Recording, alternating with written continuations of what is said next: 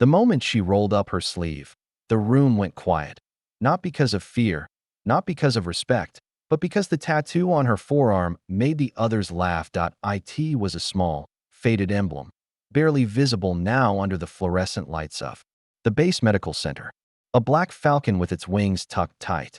A symbol that, to them, meant nothing. Just ink. Just a decoration on the arm of a civilian nurse. She got it at some biker bar. One of the junior officers chuckled too. Another, loud enough for her to hear. She didn't react, didn't flinch, didn't speak.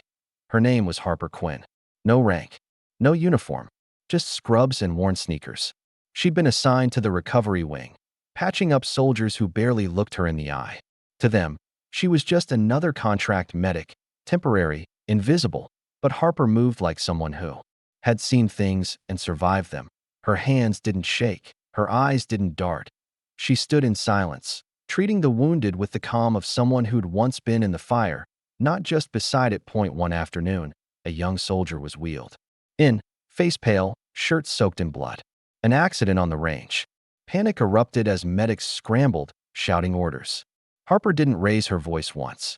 She pressed down on the wound, fast and firm, whispering calmly to the boy that he stopped screaming. The others noticed, but didn't say a word. Not even when she sat alone that night in the mess hall, untouched tray in front of her, the tattoo visible again. A group of officers walked by. One paused, looked at the ink, smirked, and muttered, "Stolen valor's getting real creative." Still, she said nothing. Her silence was a wall. Not cold, just steady, like she'd built it to hold something in, not keep others out. What they didn't know, what they never asked, was that Harper once wore a different uniform. Years ago, before the explosion, before the scars she now kept hidden beneath her sleeves and quiet. She had served under a call sign that no one used anymore, because everyone in her unit, everyone, was gone, except her, and the tattoo wasn't decoration. It was the emblem of Falcon Team 6, a classified unit that had been wiped from active records after a mission overseas went tragically wrong. A mission they were never supposed to talk about. A unit that had become a ghost story, until now. It happened during the quarterly inspection. Commander Briggs, a man known more for his medals than his mercy, entered the medical wing with his entourage. He walked past each nurse and corpsman without pause. Until he got to her. He stopped, stared, his gaze fell to her arm. The tattoo, the air thickened. Everyone turned, watching. The commander's face didn't soften. It hardened, but not in anger, in recognition.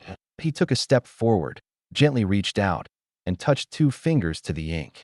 Not like a man judging, but like a soldier saluting. His voice dropped, barely a whisper. "Falcon 6. I thought you didn't make it." The silence cracked. Every head turned toward Harper. Jaws dropped. Eyes widened.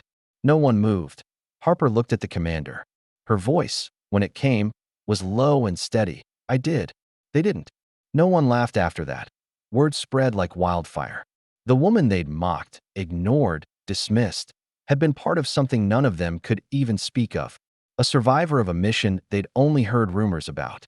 A medic who'd pulled 3 men out of a burning wreck and carried them on her back before collapsing. And now, she was just patching up paper cuts in silence. But from that day on, silence followed her. In the mess hall. Soldiers stood when she entered. In the hallway. Conversations paused with respect. And on her locker, someone had taped a note. "True valor doesn't speak. It heals." Harper never asked for recognition. She never needed to, because her tattoo had finally been seen by the only eyes that mattered. They saw ink. He saw a graveyard. She didn't need medals. She carried the names. Respect isn't always loud. Sometimes it walks in quietly, and everyone stands up.